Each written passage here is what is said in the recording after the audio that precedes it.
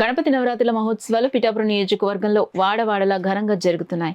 Janasena party నాయకుడు మాజీ MLA Pendem Dorababu జయ గణేష్ స్వామివారి ఆలయాన్ని సందర్శించి స్వామివారికి ప్రత్యేక పూజలు నిర్వహించారు. జనసేన పార్టీ నాయకుడు మాజీ ఎమ్మెల్యే పెండం దొరబాబు జయ గణేష్ స్వామివారి ఆలయాన్ని సందర్శించి స్వామివారికి ప్రత్యేక పూజలు నిర్వహించారు. అలాగే పిఠాపురం దత్తనగర్లో ఉన్న లక్ష్మీ గణపతి ఆలయంలో గణపతి నవరాత్రి మహోత్సవాల్లో భాగంగా స్వామివారికి ప్రత్యేక పూజలు, లక్ష్మీ గణపతి హోమం తదితర కార్యక్రమాలు వేద పండితులు మధుశర్మ, మోహన్ శర్మ నిర్వహించారు.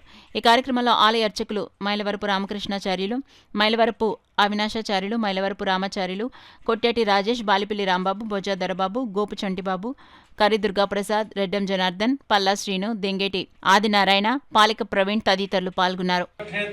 అగ్రహారం దత్తనగర్లో వేయించేసి ఉన్నటువంటి శ్రీ లక్ష్మీ గణపతి స్వామి వారి ఆలయంలో వినాయక చవితి నవరాత్ర మహోత్సవాలు అత్యంత వైభవంగా ప్రారంభించడం జరిగింది. ఈ రోజు నుంచి 9 రోజుల పాటు స్వామివారికి విశేషమైనటువంటి పూజలు, అలాగే శుక్రవారం నాడు ఆడవారి చేత కుంకుమ పూజలు, అలాగే సెప్టెంబర్ 4వ తారీఖు మహా హోమం, పూర్ణాహుతి అన్నీ జరిపించబడతాయి. ఈ యొక్క లక్ష్మీ గణపతి స్వామివారి పొద్దుటి నుంచి జరిగేటువంటి విశేషం స్వామివారికి అభిషేకము, అలాగే లక్ష్మీ గణపతి హవనము ఇవన్నీ కూడా రోజు జరుగుతూ ఉంటాయి.